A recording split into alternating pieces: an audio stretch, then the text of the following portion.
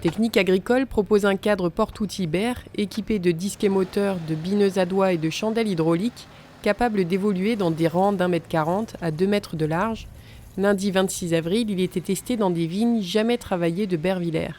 C'est un cadre qu'on a fait faire justement pour pouvoir l'atteler à l'arrière comme il est ici.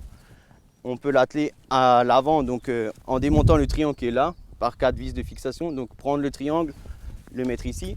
Donc si vous avez un relevage avant, vous pouvez très bien travailler à l'avant.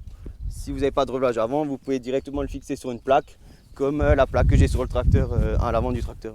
Donc la plaque en question c'est ça, donc c'est une plaque Hero, mais on peut l'adapter sur tout type de plaque, donc d'autres marques, n'importe quel type de plaque, Provitis, n'importe.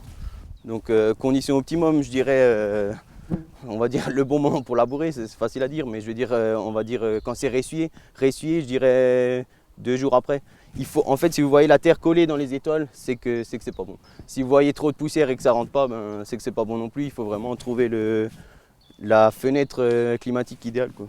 On va dire si c'est travaillé à la base, ça ira toujours mieux, ça c'est sûr. La première fois, ça sera jamais évident parce qu'on aura un sol qui est dur. Donc forcément, il faudra faire un passage, voire 2, avant que la machine puisse fonctionner idéalement, on va dire. Il est possible de régler depuis la cabine du tracteur le relevage, mais également chaque chandelle individuellement. D'autres outils pour l'entretien du cavaillon pourraient être montés comme des lames intercept ou des décavaillonneuses par exemple. Donc sur le Rolac, nous avons l'inclinaison verticale qui est donc prédéfinie par le constructeur, donc BR. Et donc après nous avons 2 vis de réglage pour régler le mordant du disque émoteur en fait. Donc plus on va l'incliner, plus il va attaquer. Voilà. Donc à l'arrière, on a les bineuses à doigts. Donc ceux-là, pareil. Moi, ce qui est préconisé par le constructeur, c'est de les incliner, mais on va dire 10 degrés, pas plus. Donc comme elles sont là, elles sont bien réglées. Ne pas les incliner plus, sinon on risquerait d'abîmer les caoutchoucs. C'est l'erreur que beaucoup de monde fait. Donc c'est de les incliner de trop, donc c'est-à-dire que beaucoup trop. Et donc les laisser au maximum, on peut dire 10 degrés d'inclinaison. Si vous voulez, il faut prendre donc l'axe, donc on va dire c'est la partie métallique là, c'est ça. La partie métallique ne doit pas dépasser la pointe du Rolac.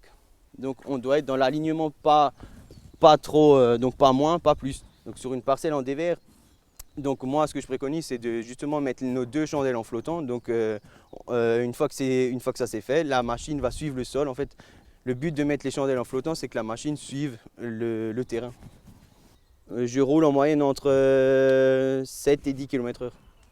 En fait, on peut très bien rouler plus doucement, ça va aussi, mais plus on roulera vite avec ce type d'outil-là, mieux le travail sera en fait. Le porte-outils en l'état pèse 500 kg et vaut aux alentours de 12 000 €.